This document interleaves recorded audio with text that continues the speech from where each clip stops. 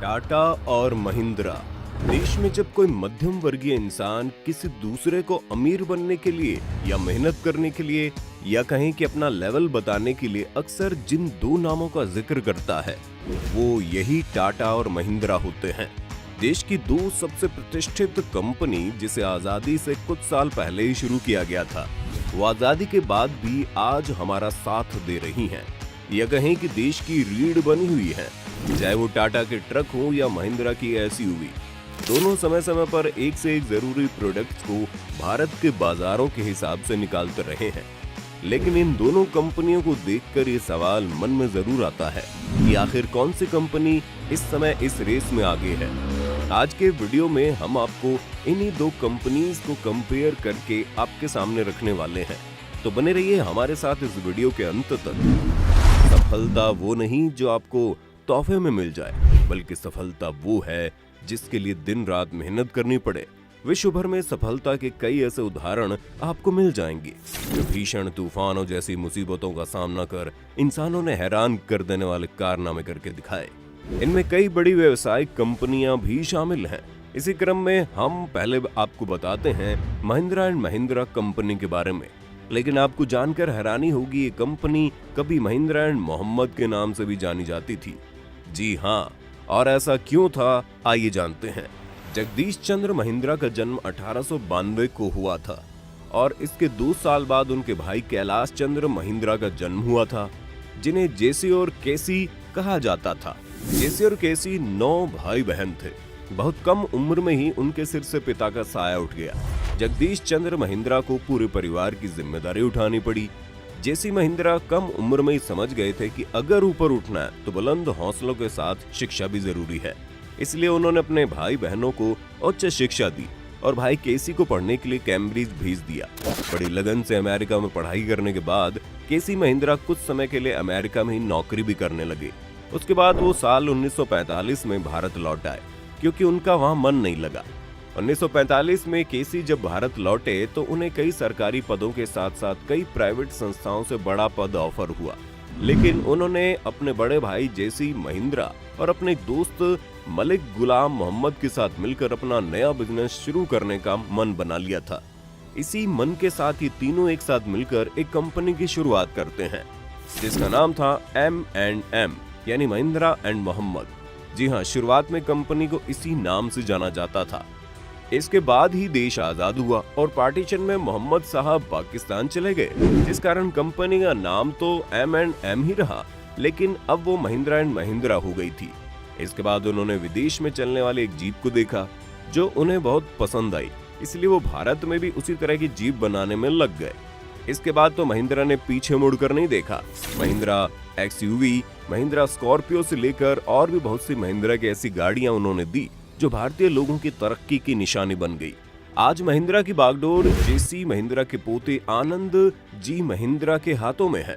आज सिर्फ महिंद्रा ऑटोमोबाइल ही नहीं बनाती, बल्कि spacecraft, insurance, after market, defence, energy, farm equipment, finance और बहुत सी इंडस्ट्रीज में लगातार काम कर रहा है।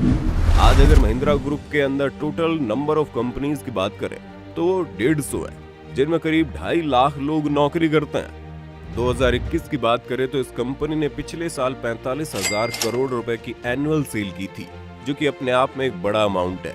और आज महिंद्रा कंपनी नेटवर्थ की बात करें तो वो 190 करोड़ US डॉलर है, यानी करीब 13.5 हजार करोड़ रुपए।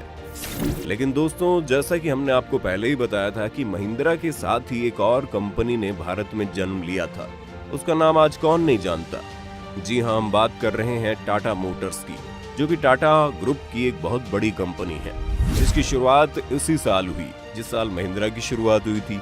लेकिन टाटा उस समय महिंद्रा की तरह छोटे ऑटोमोबाइल की जगह बड़े बड़े लोकोमोटिव इंजन बनाने वाली कंपनी थी।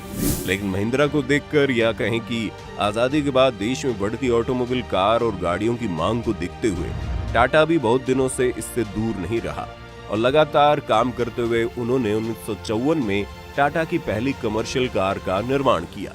इसके बाद कंपनी इसी दिशा में काम करने में लग गई। 1988 में उन्होंने अपनी पहली पैसेंजर गाड़ी टाटा मोबाइल निकाली, जो काफी हिट साबित हुई। और उसके बाद उन्होंने 1991 में टाटा सियारा लॉन्च की। लेकिन अभी भी टाटा जीप की तरह ये लोगों के पास तक नहीं पहुंच पाई थी। इसलिए 1998 में उन्होंने पहली बार पूरी तरह से इंडिया में बनी एक कार को लॉन्च किया, जिसका नाम सबने सुना ही होगा और अब शायद भूल भी रहे होंगे। जी हाँ, हम बात कर रहे हैं टाटा इंडिका की, जिसने अपने आने के साथ ही मार्केट में खलबली मचा दी। इसके बाद Tata Indigo, Tata safari, Tata Sumo और दुनिया की सबसे सस्ती कार टाटा नैनो जैसी गाड़ियां निकली। आज वही टाटा मोटर्स इंडिया की सबसे सेफ कारों को बनाकर मार्केट में लाने में लगी है, जैसे टाटा जेस्ट। इसके अलावा टाटा ने 2008 में विश्व मंदी के कारण लगभग बंद होने वाली जगुआर और लैंड रोवर जैसी विदेशी कंपनीज को भी खरीदकर उन्हें टाटा मोटर्स का हिस्सा बनाया।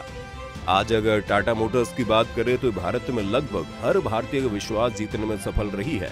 टाटा कंपनी ने 2021 में 61,378 करोड़ रुपए की सालाना बिक्री करके अपने ही पिछले साल के रिकॉर्ड में 14.4% की बढ़ोतरी की है, जो कि महिंद्रा ग्रुप के टोटल सेल से करीब 15,000 करोड़ ज्यादा है। इसके साथ ही टाटा मोटर्स ने करीब 241,000 कमर्शियल गाड़ियों को 2021 में पूरे भारत में बेचा। ये तो हो गई इनकी शुरुआत की कहानी। आइए अब इसके बेसिस पर दोनों कंपनियों के बारे में कुछ और कंपैरिजन देखते हैं। अगर टाटा मोटर्स के मालिक की बात करें तो टाटा मोटर्स को टाटा ग्रुप की तरफ से चलाया जाता है, यानी कि वही इस कंपनी की पेरेंट कंपनी है, जिसकी नेटवर्थ लगभग 110 अरब $, है, जो कि महिंद्रा ग्रुप से कहीं ज्यादा है। इस तरह से आप समझने की कोशिश करें कि चाहे वो नेट सेल अमाउंट हो या नेट व्हीकल की बिक्री हो, टाटा ने इस मामले में बाजी मार ली है। लेकिन अगर महिंद्रा की बात करें तो उनकी कार बोलेरो ने एक साल में करीब 53,000 यूनिट सेल कर दी है। अब अगर बिजनेस से अलग हटकर परफॉर्मेंस की बात करें तो महिंद्रा की एसयूवी कारें जैसे बोलेरो, स्कॉर्पियो, एक्सयूवी, टीयूवी, ये सब आज के समय में टाटा की एसयूवी को पीछे छोड़ती हुई नजर आती हैं। महिंद्रा की बोलेरो आज ग्रामीण भारत में बहुत बेहतर ढंग से परफॉर्म कर रही है, लेकिन टाटा की कार अगर देखें तो वो बहुत ज्यादा शहरी लोगों के लिए रह गई है। टाटा की लगभग एसयूवी अब मार्केट में उतना अच्छा परफॉर्म नहीं कर पा रही है जो आज से एक दशक पहले करती थी। इसके अलावा और भी बहुत सी बातें हैं जिनमें दोनों कंपनियां एक दूसरे से बेहतर नजर आती हैं, लेकिन बतौर भारत की तरक्की की नजर से देखें तो आजादी के बाद इन दो कंपनियों ने देश को एक रफ्तार जरूर दी है। आपको क्या लगता है, टाटा और महिंद्रा में कौन है ज्यादा बेहतर? हमें कमेंट करके बताइए। साथ ही इस वीडियो को लाइक और शेयर करना ना भूलें और चैनल को सब्सक्राइब जरूर कर दें।